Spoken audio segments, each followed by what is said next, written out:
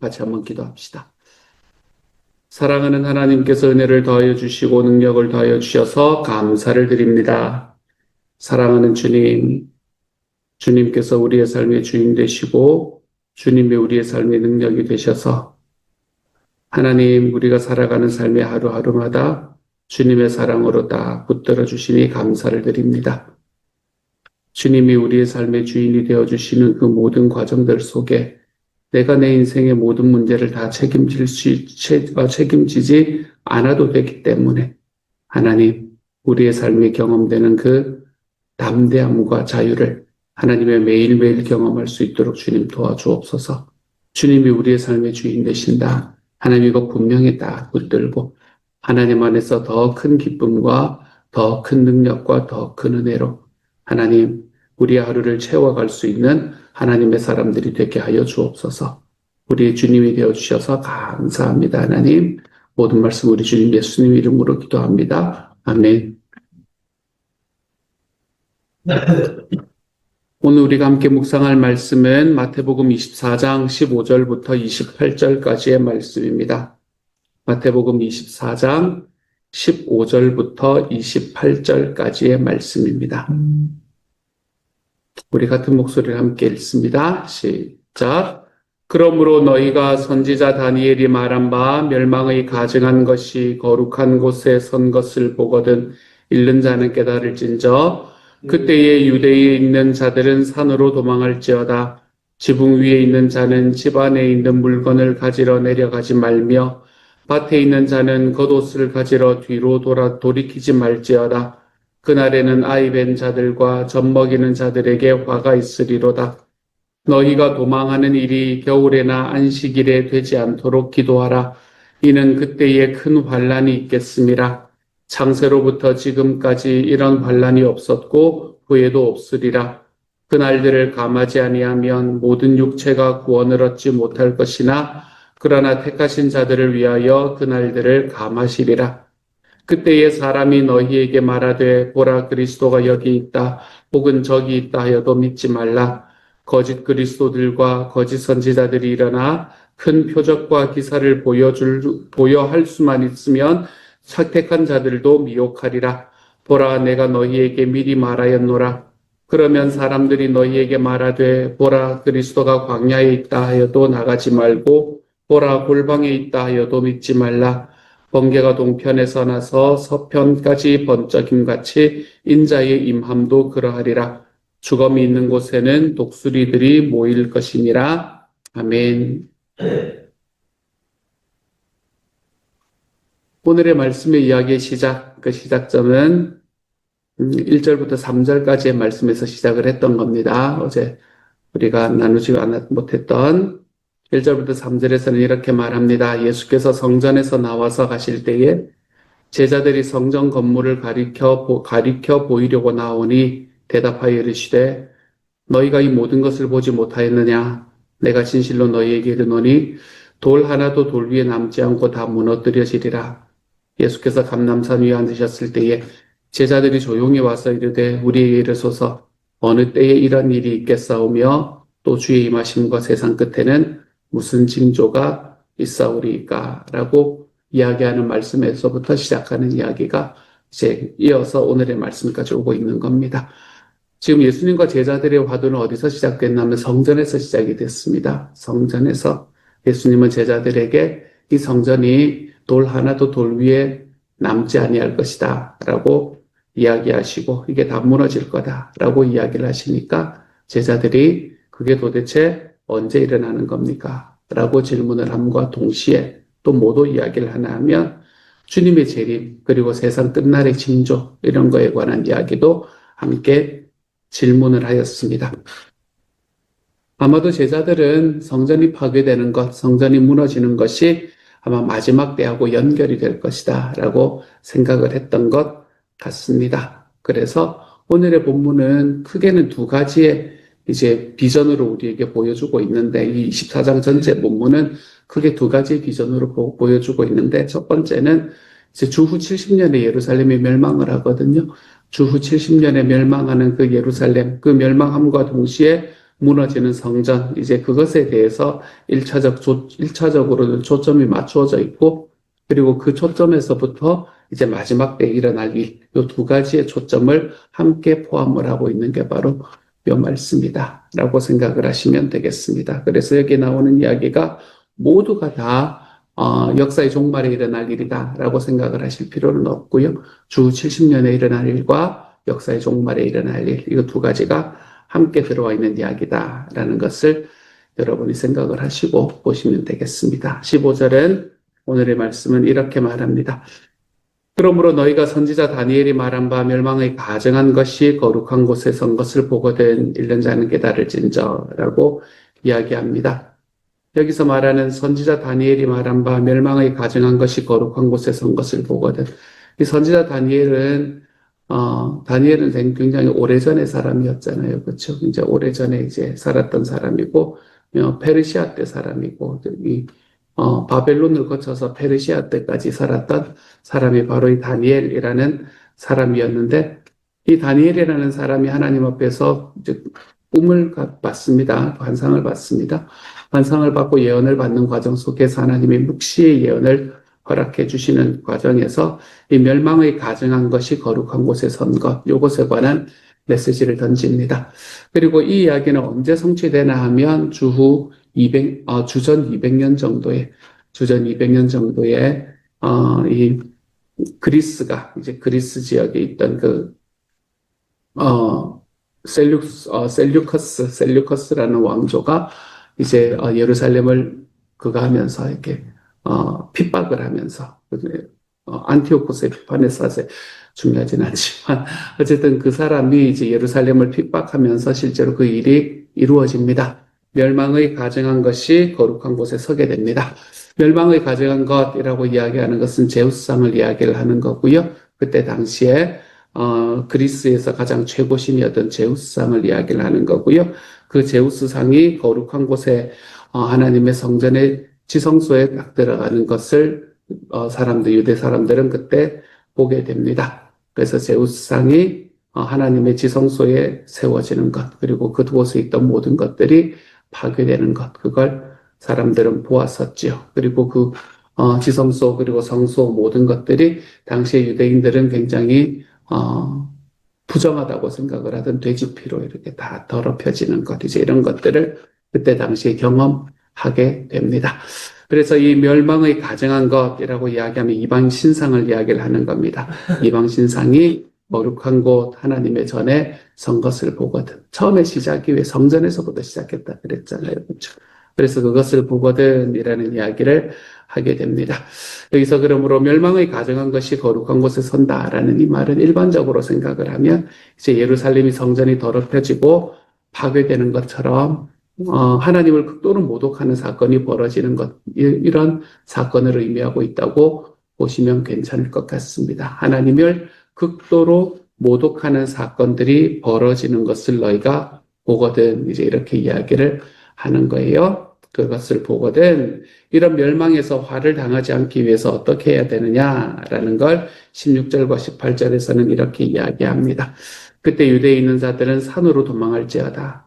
지붕 위에 있는 자는 집 안에 있는 물건을 가지러 내려가지 말며 밭에 있는 자는 겉옷을 가지러 뒤로 돌이키지 말지어다 라고 이야기합니다. 이건 지금 뭐에 관한 이야기를 하고 있나 하면 주 70년의 예루살렘이 멸망할 때, 그때의 이야기를 하고 있는 것 같습니다.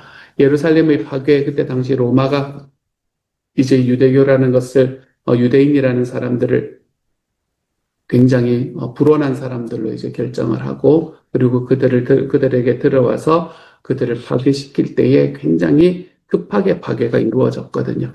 그렇기 때문에 굉장히 파괴가 급하게 이루어질 거니까 어떤 징조가 나타나면 지체하지 마라. 신속하게 움직여라. 신속하게 안전한 곳으로 도망해라. 라고 이야기를 합니다. 유대에 있는 사람들은 그나마 안전한 산으로 도망치고 또 지붕 위에 있는 사람들은 지붕 위에 숨어 있는 사람들이라는 이야기거든요. 지붕 위에 숨어 있는 사람들도 거기는 안 되니까 신속히 밖으로 도망해서 외부 계단으로 통해서 도망쳐라.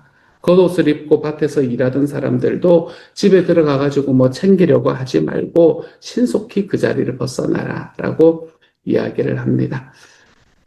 이게 이제 1차적인 배경은 주 70년, 예루살렘의 멸망 때의 이야기인데, 그때 환란이 얼마나 극심했는가라는 것을 보여주고 있습니다. 그 대표적인 이제 그런 것들을 보여주는 역사가 소위 요세푸스라는 사람이 쓴 그 역사에 의해서 바라보면, 그때가 얼마나 잔인했는가라는 것에 대한 묘사들을 우리는 참 많이 볼 수 있게 됩니다.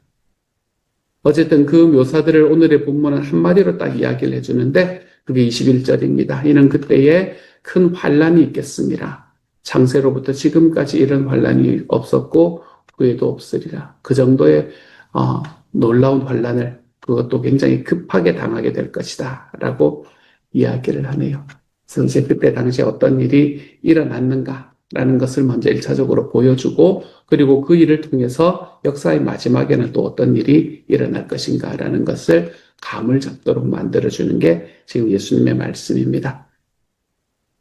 이제 아픈 게 많아지고 환란이 극심해진다. 이제 자기의 삶에 환란이 극심해지면 사람들은 자기의 환란 안에서 어떤 것을 찾게 되나 하면 자기를 좀 구원해줄 메시아, 자기를 구원해줄 사람, 이런 사람들을 절실하게 찾게 되는 게 사람의 일반적인 마음인 것 같습니다. 그리고 그때 그런 사람들의 마음을 이용해서 이들을 미혹하는 거짓 그리스도와 거짓 선지자들이 득세하게 될 것이다. 오늘의 말씀은 우리에게 그렇게 이야기를 하죠. 길게 이야기를 합니다. 23절부터 26절까지 해서 이야기하면서 그리스도가 여기 있다, 저기 있다, 이래도 믿지 말라. 그리스도와 거짓 그리스도, 거짓 선지자들이 나타나서 큰 표적과 기사를 보여서 그들에게도 큰 표적과 기사가 일어난다는 이야기입니다. 그런 것들을 보여서 할 수만 있으면 택하신 사람도 미혹할 거다. 그러니까 그렇지만 내가 너에게 미리 말하는데 그리스도가 광야에 있다고 해도 나가지 말고 골방에 있다 그래도 믿지 마라. 왜냐하면 예수님께서 다시 오실 것에 대한 이야기를 나중에 하실 거기 때문에 그렇습니다. 우리 주님은 이 땅에 오셨다가 나중에 역사의 마지막에 다시 오실 분이시기 때문에 자기를 메시아라고 주장하는 사람, 그리고 자기를 위해서 자기가 그리스도라고 이야기하는 거짓을 선포하는 사람들, 이제 이런 사람들, 그런 사람들 쫓아다니지 마라. 라고 이야기를 하는 말씀이네요. 이들도 큰 표적과 기사와 기적을 행합니다. 우리는 그런 것을 보면서 참 많이 따라가게 되는 것 같습니다. 우리나라에서도 많은 이단들이 처음에 시작을 하면서 큰 표적과 기사와 기적을 사람들에게 보여주면서 시작하는 경우가 참 많이 있습니다. 그래서 그 표적과 기사와 기적이 사람들의 눈을 가리게 되고 그렇게 눈이 가려진 사람들이 한 번만 딱 생각해 보면, 한 걸음만 딱 떨어져 보면, 이게 아니구나라는 것을 알 수 있는 것임에도 불구하고 계속해서 그것을 뒤쫓아가는 일에 몰두하는 것을 우리는 보게 됩니다. 그러므로 이 큰 기적과 기사와 기적, 이런 것들이 주님께 속한 것을 증명하는 것이 아닐 수 있다라는 것을 좀 기억하면 좋겠습니다. 기적은 거짓된 사람들을 미혹하기 위해 사용할 수 있는 도구가 될 수도 있다는 겁니다. 사탄 마귀도 우리보다 능력이 있기 때문에 자기의 능력을 사용을 해서 우리들이 행할 수 없는 어떤 큰 일들을 행할 수 있는 존재가 사탄 마귀거든요. 그렇기 때문에 그런 존재들이 행하는 일들을 바라보며 이게 그리스도구나라고 믿고 쫓아가면 안 된다. 그렇기 때문에 우리의 삶에서는 진짜로 잘 분별할 수 있어야 된다라는 것을 오늘의 말씀은 이야기를 해 주고 있습니다. 여러분, 가짜를 잘 알면 진짜를 분별할 수도 있습니다. 그렇죠? 가짜가 무엇인가라는 걸 잘 알면 진짜를 분별해 갈 수는 있지만 그게 생각보다 쉽지만은 않은 이야기입니다. 왜냐하면 워낙에 교묘한 가짜들이 많기 때문에 그렇죠. 그리고 또 가짜는 끊임없이 만들어집니다. 이번에 한 번만 있는 것도 아니고, 앞으로 계속해서 시간이 지나가면서 끊임없이 계속해서 새로운 가짜들이 만들어지기 때문에 그것들을 일일이 다 안다는 것도 생각보다 어려운 일이에요. 예전에 우리나라에서 저희 시대 때는 탁현민 소장님이라는 분이 참 이 이단에 굉장히 몰두라는 말이 별로 좋지 않은 단어네요. 어쨌든 이 이단을 제대로 알고 그리고 사람들에게 전하기 위해서 이렇게 사람들에게 이게 아닙니다라는 것을 왜 아닌가라는 걸 전하기 위해서 참 노력하셨던 분이 계셨거든요. 탁현민 소장님이라는 분이 그런 일을 감당을 하기도 하셨었지만 뭐 매년 가면 뭐 매년 여러 개의 것들이 이단들이 나오는 상황 속에서 우리는 그것들을 다 잘 알고 분별하는 것은 생각보다 어려운 일입니다. 그래서 가짜를 잘 알면 진짜를 분별해 갈 수도 있지만 가짜를 분별하는 가장 좋은 방법은 뭔가 하면 진짜를 제대로 아는 겁니다. 이게 진짜다라는 걸 제대로 딱 알면 어떤 가짜가 우리를 유혹하고 미혹해도 이게 가짜구나 하는 걸 정확하게 알 수 있게 되는 거지요. 그래서 우리가 이게 가짜고, 왜 가짜고, 저것이 왜 가짜고라는 것을 분별하는 것을 우리가 다 할 수 없는 게 우리의 삶이라면, 우리는 말씀을 제대로 알면, 그리고 예수 그리스도가 어떤 분이신지를 좀 전인격적으로 알아갈 수만 있다면, 우리는 우리에게 오는 것들이 왜 가짜인지, 무엇이 가짜인지, 어디가 가짜인지를 정확하게 분별해낼 수 있게 되는 겁니다. 말씀을 똑바로 알고 예수님이 어떤 분이신지를 정확하게 알고 그리고 그분을 우리의 삶에서 전인격적으로 경험하기 시작할 때 우리는 가짜가 뭔지를 분별할 수 있게 되는 거예요. 그러니까 말씀에는 순종함으로 우리의 삶에서는 예수님을 인격적으로 닮아가는 일에 우리의 삶을 좀 들여볼 수 있는 하나님의 사람이 되었으면 좋겠습니다. 말씀이 무엇인지를 잘 알고 예수님을 닮는 일에 힘써 볼 때 우리는 우리의 삶에서 이게 가짜구나. 여기가 가짜구나. 라는 것을 딱 알 수 있는 분별력이 생길 수 있기 때문에 그런 거지요.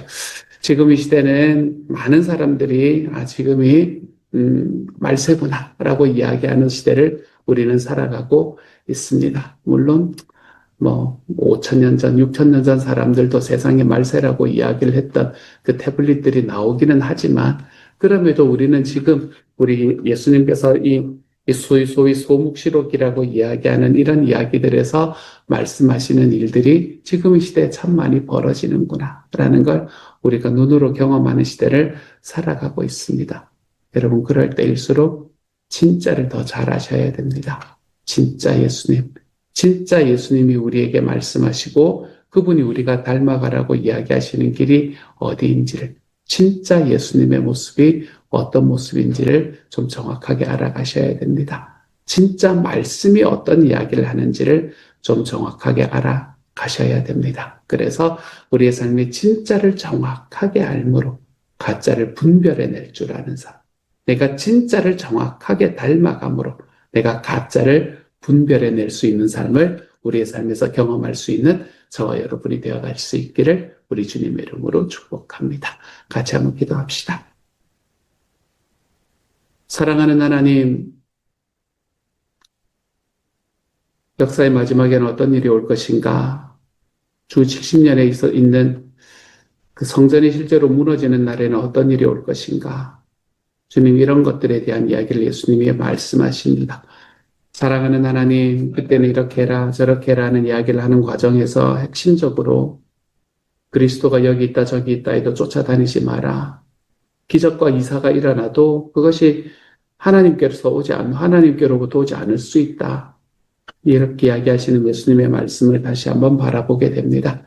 주님, 우리가 가짜를 다 알아서 그것이 진짜 가짜구나. 그 안에서 진짜를 구별해내는 것, 주님 그것은 생각보다 어려운 일입니다. 그러니 주님이 우리에게 주신 말씀, 하나님께서 우리에게 주신 그 예수님이라는 생명, 하나님 말씀을 더 정확히 알고 그 예수님을 더 많이 닮아가는 삶을 통해서 하나님 우리의 삶에 분별력이 생겨 주님이여 정말 진짜 백기가 무엇인지를 하나님 우리의 삶으로 딱 바라볼 수 있는 하나님의 사람들이 될 수 있도록 주님 도와 주옵소서. 모든 말씀을 우리 주님 예수님 이름으로 기도드립니다. 아멘.